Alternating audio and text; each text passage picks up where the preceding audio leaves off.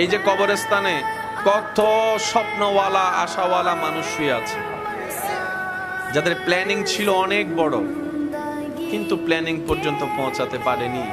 এর আগে রবের দরবার থেকে ডাক চলে এসেছে, ইন্না লিল্লাহি ওয়া ইন্না ইলাইহি রাজিউন এর ধ্বনির মাধ্যমে চলে যেতে হয়েছে পৃথিবীর মায়া ছেড়ে।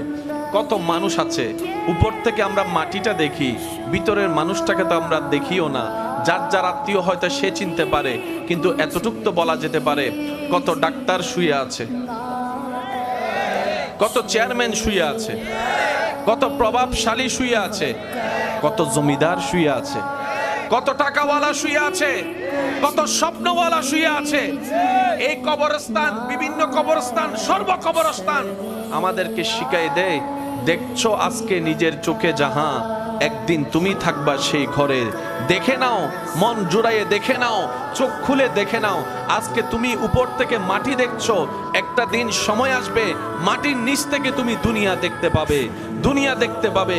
সেদিন আর অহংকারকারীর অহংকার থাকবে না, হিংসুকের হিংসার কোনো প্রভাব থাকবে না, সেদিন থাকবে না কোনো আমিত্ব, সেদিন থাকবে না কোনো প্রভাব, সেদিন চলবে না টাকা কিংবা ডলার রিয়ালের খেলা, সেদিন চলবে না কার কাছে কত ভরি স্বর্ণ আছে সেই প্রভাব, সেদিন চলবে না সম্পত্তি কার কত বেশি, সেদিন চলবে ঈমান কতটুকু আছে কার কাছে আছে, নেক আমল কার কাছে কতটুকু আছে। কথা বলেন ঠিক কিনা?